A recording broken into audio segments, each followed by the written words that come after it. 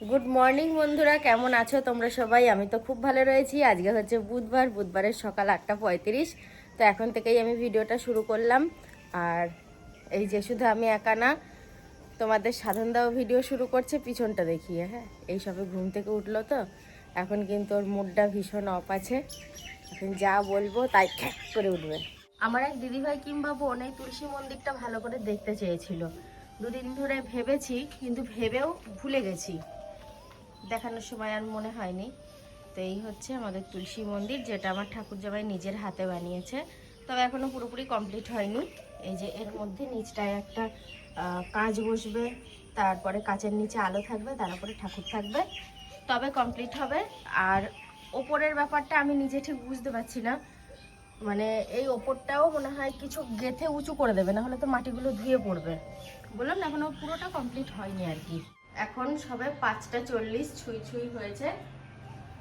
আর উঠোনগুলো আমি ঝাড় দিলাম। আর এই যে গোল গোল করে যে মারুলি, এগুলো মা দিল। মানে আমি উঠোন ঝাড় দিতে দিতে মা উঠে পড়েছে। বাসন ধোয়া হয়ে গেছে আমার, কিন্তু ঘরের আমি কোনো কাজ ছাড়িনি। মা গেছে ফুল তুলতে, ফুলটা তুলে আসুক, তারপরে দুজন একসাথে চা খাবো। চা খেয়ে তারপরে আমি বাকি সমস্ত কাজ করে ফেলবো। চা খাওয়া হলো, গল্প স্বল্প হলো। এবার মন দিয়ে সংসারের কাজগুলো ঝটপট করে করে ফেলি। সকাল সকাল যেমন উঠেছি, সকাল সকাল কাজ হয়ে গেলে নিজের বেশি ভালো লাগবে। প্রথমে আমি ওভেনটা পরিষ্কার করে নিচ্ছি। আগেই করতাম, ভাবলাম চা খেয়ে তারপরে পরিষ্কার করব। আর জানো তো, ওভেন পরিষ্কার করছি আর একটা কথা খুব মনে হচ্ছে, আষাঢ় মাস তো পড়েই গেছে। এবার আগামী মনে হয় 4 তারিখে না 5 তারিখে যেন ষষ্ঠী বাংলার। তো ষষ্ঠীর দিনটা পার হলে যে দশহরা আসে, ষষ্ঠী, সপ্তমী, অষ্টমী, নবমী, তারপরে দশহরা।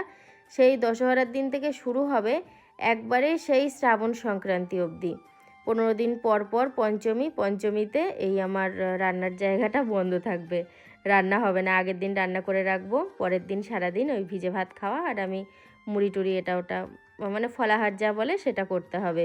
আবার বর্ষাকালও চলে আসলো। নামে বর্ষাকাল পড়ে গেছে, যেহেতু আষাঢ় মাস শুরু হয়ে গেছে, কিন্তু কাজে এখনও হয়নি। কারণ বর্ষা শুরু হতে প্রায় এখনও 10-12 দিন দেরি আছে।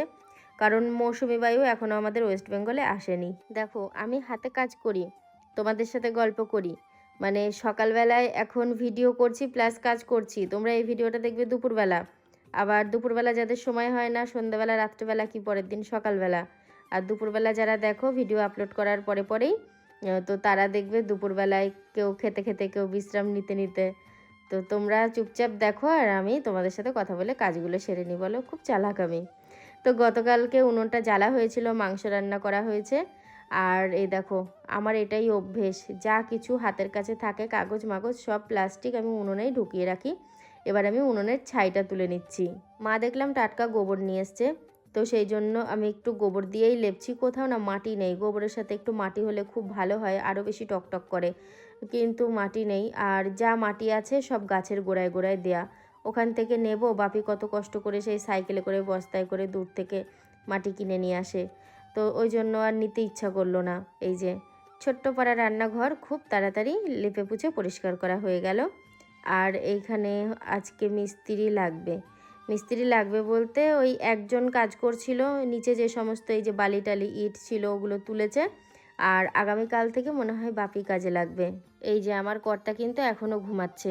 ওর এই ঘুমটা দেখে আমার সেই অনেক আগের কথা মনে হলো। দেখো, সময় চলে যায়, মানুষ কিন্তু পরিবর্তন হয় না। তখন আমাদের গরু ছিল, ছাগল ছিল, একা হাতে সংসারের কাজও করেছি, ভিডিও করতাম না হয়তো, মানে খুব কষ্ট হতো। কিন্তু ও ঘুমালেও কখনো আমার সেই কষ্টটা ও বুঝতো না।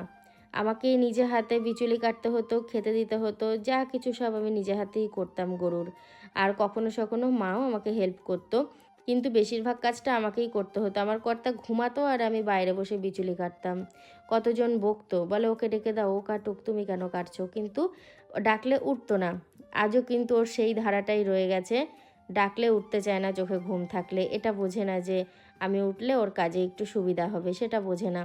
বিরক্ত হয়ে উঠবে, একটু রাগ দেখিয়ে হয়তো কাজটা কোনো রকম করে আবার শুয়ে পড়বে। তখন কি মনে হয় জানো তো, দূর ছাতা, ডাকবো না, আমি আমার নিজের কাজ যেমন পারি করি, না পারি না করি। প্রত্যেকটা মানুষই তার প্রথম জীবনে কিছু না কিছু কম বেশি কষ্ট করে, বেশিরভাগ মানুষ, প্রত্যেকটা মানুষ বলা ভুল, হয়তো আমার সাথে সবাই একমত হতে পারবে না। তো আমিও ওই সেই কিছু মানুষের মধ্যে একজন। প্রথমে আমিও কষ্ট করেছি, অভাব দারিদ্রতা সব কিছুই নিজের চোখে দেখেছি। তো সেই সমস্ত দিন পার করে আজ যে এখানে আমি আছি, আজ যে মহাসুখী বলবো সেটাও নয়। আজকেও আমাকে কাজের দায়িত্ব, তখন একরকম দায়িত্ব ছিল, এখন একরকম দায়িত্ব। তখন দুপুরের খাওয়াটা খেয়ে নিশ্চিন্তে একটুখানি শুয়ে ঘুমাতে পারতাম বইয়ের পাতায় চোখ রেখে, আজ হয়তো সেটা হয় না। আজ অন্য চিন্তা মাথায় ঘোরে। এক মনে যদি কাজ করা হয়, কাজ কিন্তু খুব তাড়াতাড়ি হয়ে যায়। এখন বাজে 7:52, আমার স্নান হয়ে গেছে। আর এই যে এখন যাব ঠাকুর ঘরে। এখানে ঠাকুরের থালা বাসন আগেই মেজে রেখেছিলাম, ফুল টুল নিয়ে নিয়েছি গামলায়। ঠাকুর পুজোটা দিয়ে তারপরে খাওয়া দাওয়ার ব্যবস্থা হবে। সকাল প্রায় 9টা বাজতে চললো। 9টা বাজতে চললো কি, বেজে গেছে। এবার সকালের খাবারটা রেডি করব। আমাদের ওটসের অমলেট বানাবো। এই যে কড়াইতে ভেজে নিচ্ছি। তবে কি বলতো, এটা খেলে না গ্যাস অম্বল কিছু বুঝতে পারি না, ভালো থাকি সেই জন্য খাই। তবে মনে হচ্ছে আর খেতে পারবো না। কয়েকদিন পর পর খেলাম না, আর ভালো লাগছে না। আর আমার বাবার তো এই খাবার চলেই না, ডালিয়া ওটস কিচ্ছু খাবে না। সকালে একটু ছাতুর শরবত করে দেবো, সেইটা খাবে, তারপরে রান্না হয়ে গেলে খেয়ে নেবে। আর আমরা এই একটু করে খাচ্ছি, পরে আবার যখন রান্নাবান্না হবে তখন খাওয়া দাওয়া করব। এই যে আমার বাবাকে এখন ছাতুর শরবত করে দিচ্ছি। তেমন কিছু দেব না, ঠান্ডা জল দেওয়া আছে, আর তার সাথে দেব হচ্ছে ওই লেবু, পাতি লেবু আর বিট নুন, এই দুটো দিয়েই এই ছাতুর শরবতটা করে দেব। ছাতুর শরবত কিন্তু অনেকেই পছন্দ করে, আমারও ভালো লাগে, কিন্তু মনে হয় কি খেয়ে যদি পেটটা ফুলে থাকে, কারণ ছাতু খেলে না পেটটা কেমন দম হয়ে থাকে। ভাত খেলে মুড়ি খেলে হজম হয়ে যায়, আমার ছাতু খেলে হজম হতে চায় না। কিন্তু আমার বাবার ক্ষেত্রে আবার দেখেছি ছাতুর শরবতটা হজম হয়ে যায়, আবার ভালোও লাগে, আবার ভালোও থাকে খেলে। তো সেই জন্য আমি এই ছাতুর শরবতটাই দেই। গতকালকের যে মাংস রান্না হয়েছিল সেই মাংসের ঝোল, এটা দিয়েই আজকে সোয়াবিনের তরকারি বানাবো। ওপরটা দেখতে দেখো কেমন লাগছে, মানে এতটাই আকর্ষণীয় লাগছে, মনে হচ্ছে কি আমি একটু চামচ দিয়ে কাটি। তো সেই কারণে আমি আর কৌতূহল চেপে রাখতে পারিনি, চামচ দিয়ে কেটেই দিলাম। এই যে রান্না করতে বসে পড়েছি, 11টা বেজে গেছে, 11টার বেশি বাজে। তো ডিম সিদ্ধ করব, যেহেতু ডিমও খায় না, ডিমের সাথে সোয়াবিন দেবো না একসাথে, আমাদের মতো ডিম সিদ্ধ করব আর আলু সোয়াবিনের তরকারি করছি। যতটা ঝোল ছিল সব দিয়ে দিল এর মধ্যে। এটা এখন কষাবো অনেকক্ষণ ধরে, এখন কষানো হবে, দিয়ে যখন শুকিয়ে আসবে তারপরে জল দিয়ে সিদ্ধ করব। এখন বাজে 12:22, আমার রান্না কমপ্লিট হয়ে গেল। রান্না বলতে ওই সোয়াবিনের তরকারিটা করেছি। সোয়াবিনের তরকারিটা দেখতে এত ভালো হয়েছে, আমরা তো কেউ এখনো খাইনি। আর প্রত্যেকদিন যেমন মানে তরকারির নুন চাটতে হয়, সেরকম সে হাতের তালুতে খুন্তি করে নিয়ে চেকেছি। ভাল লাগলো, মাংসের ঝোলের মতো খেতে লাগছে। আর আমাদের পোতাশবাবুর তো ভীষণ ভালো লেগেছে, 2বার করে নিয়েছে, ভাত খেলো সকালে। দিয়ে বলছে মামি পুরো মাংসের ঝোলের মতো লাগছে। তো ওকে আর আমি বলিনি মাংসের ঝোল দিয়ে করেছি। আমি বললাম দেখেছিস তো এমন একটা মশলা দিয়েছি, সোয়াবিন রান্না করলেও মাংসের ঝোলের মতোই লাগবে। এই নিয়ে সব হাসাহাসি করছিলাম এতক্ষণ। আর আমার কর্তা ছিল, ও কোনগুলো নিয়ে এখন খুব পড়েছে জানো, আমাদের ওই গেটের সামনেটায় পাথরে পিঁপড়ে সেই ফুটো করে দিয়েছে, আর পিঁপড়ের লাইন থামছে না, সেই পিঁপড়ে নিয়ে পড়েছে, লক্ষণ চক এনে দিল। এখন মানে এই পিঁপড়েগুলো নিয়ে আমারও চিন্তা হচ্ছে, পিঁপড়ে যদি ভেতরে সব আলগা করে দেয় পাথরগুলো খুলে বেরিয়ে আসবে, এত সমস্যা জানো। যাকে তরকারিটা তোমাদেরকে দেখাই, আশা করি তোমাদেরও দেখে লোভনীয় লাগবে। এই যে এই হলো তরকারি। আমি যখন সোয়াবিন রান্না করি তখন এত তেল কিন্তু দিই না জানো তো। তবে এটা যখন আমরা খাবো, এখন তো খাচ্ছি না, 12:30 মতো বাজে, 12:22-23 বাজে। তো এ দেখো কত তেল, খাওয়ার আগে গরম করব। আর সোয়াবিন রান্না করলে আমি এত তেল দিই না। আর এটা হচ্ছে দুধ, কর্তা আজকে শেকটা খাইনি জানো, খাইনি বলছে আমি আমার পেটটা একটুখানি ভার ভার ভাব আজকে, আর বেলাতে উঠেছে, বেলাও হয়ে গেছে, একটুখানি পরে তো দুপুরের ভাত খাওয়া হবে, ওই জন্য আর জোর করিনি। দুধ দিয়ে ভাত খাবে, এই তরকারিটা থাকলো। এই যে খেতে বসেছে, এই যে সোয়াবিন, আর এখানে সোয়াবিন। সোয়াবিনের ঝোলটা তুমি কেমন খেলে বলো? দারুণ। এরকম দুধও রেখেছিলাম দুধ দিয়ে ভাত খাবে বলে। আর এমন একটা আইটেম যেটা আমি খাচ্ছি ও খায়নি, দেখো ডিম সিদ্ধ করেছিলাম আমাদের জন্য, ও তো খায় না। ডিমটার ডিজাইনটা দেখো একবার তোমরা, সেই লাইটিং এর মতো, দেখো কি করে এটা হয়েছে। হয়েছে এসে তখন তোমায় বললাম, তুমি বললে মুরগির পেটে চাপ লেগেছিল। ওটা মুরগির পেটে চাপ লেগেছে, হ্যাঁ দিয়ে হয়েছে। সত্যি দেখো ছাড়িয়ে দেখি এরকম। কালকের ব্লগটা আজকে দেখছিল, তো বিষয়টা হচ্ছে আমাকে খুব বকলো দুপুরবেলায় চা খেতে যাওয়ার আগে। বললো তোমাকে অত সাহস কে দিয়েছে একা একা ছাদে ওঠার? আজকে যদি আমার নিজের ইচ্ছাও থাকে তবু আমি একা আর ছাদে উঠতে পারবো না। মানে আমি উঠতে পারি, ভিডিও শেয়ার করব না সেটা হতে পারে, কিন্তু অতটা সাহস আমার নেই। কারণ দরকার আছে, দেখে ফেলবে, বকবে, কি দরকার বাপু। আর এই যে টেবিলের ওপর একটা পাকা শশা ছিল অর্ধেক, সেইটাই খাচ্ছি। আর এখন কি করবো, এখন একটু শুয়ে থাকবো, বইটাই পড়বো। আজকে আর কোথাও বেরোবো না। ভেবেছিলাম কর্তার সাথে একটু বেরোনো হবে, কিন্তু আজ আর বেরোবো না, কাল পরশু আবার বেরোবো। শেষমেশ হলো ষষ্ঠীতে নেমন্তন্ন, যেচে নিলাম আমি, কিছু করার নেই।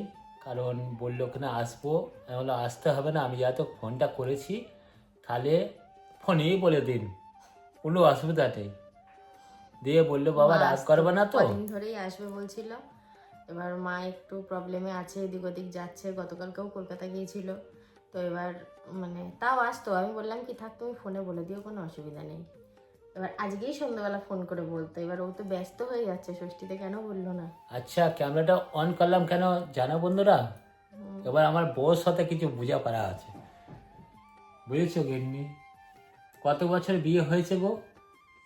17, 18 17 হয়ে এই 18 বছর ষষ্ঠী হবে আমাদের। তা 18 বছর ধরে আমি কিন্তু ও বাড়িতে একটা চাপে দিয়ে এসেছি জীবনে, আর কোনো চাপ দিইনি, ছোট্ট একটা চাপ দিয়েছিলাম যে একটা কিছু আমাকে যদি গিফট করে বড় ধরনের, সেটা কিন্তু তুমি এবার গিয়ে বলবা, হ্যাঁ, যে তোমার জামাই বলছিল ছোটোখাটো একটা কিছু গিফট করতে। লুভি জামাই, আমার বলতে কোনো আপত্তি নেই। বহুদিন পরে পেঁয়াজ লঙ্কা মুড়ি চানাচুর একসাথে মাখলাম। খাওয়ার মতো কেউ নেই তেমন, মাকে দিলাম আর আমি নিলাম। এই যে, এখন মুড়ি কটা বসে বসে খাবো। আজকে খেতে নিতে একটু রাত হয়ে গেছে, কারণ হচ্ছে 10:30টার সময় আমরা খাওয়া দাওয়া করলাম। আজকের রাতের মেনু ছিল পান্তা ভাত, কাঁচা লঙ্কা, কাঁচা পেঁয়াজ আর ছাতু মাখা। ভালোই খেলাম। পান্তা ভাত খেতে গরমে খুব ভালো লাগে, এটা সকালবেলা পেলে আরও ভালো হয়, কিন্তু আমাকে দিতে চায় না। যাই হোক বন্ধুরা, আজকেও অনেক কিছু আলোচনা করলাম ষষ্ঠীর ব্যাপারে। আমার গিন্নি তো একটু রেগেও গিয়েছিল আমার উপরে লাস্টে। তা আমার কালকে শাশুড়ি মা আসবে শুনলাম, যে ষষ্ঠীতে নিমন্ত্রণ করতে। যদি আসে, কপালটা যদি আমার খুব ভালো থাকে, তাহলে তোমাদের সাথে শেয়ারও করব। ষষ্ঠীতে নিমন্ত্রণের ব্যাপার আছে, তো একটু খাওয়া দাওয়ার ব্যাপার আছে। দেখো, খাওয়া দাওয়া করে আমি বাইরে গেলাম হাত ধুতে, হাত ধুলাম, হাত পা ধুয়ে মুছে ঘরে আসলাম। ঘরে আসার পরে দেখি আমার গিন্নি ঘুমিয়ে গিয়েছে। এই কিছুক্ষণের মধ্যে, এখন মোটামুটি 11টা 10-15 হয়তো বাজতে পারে, ঘড়ি না দেখেই বলছি। যাক বন্ধুরা, আজকের মতন ভিডিওটা এখানেই শেষ করে দিচ্ছি। সবাই ভালো থেকো, সুস্থ থেকো। দেখা হবে নতুন একটা ভিডিওর সাথে। Tata, good night.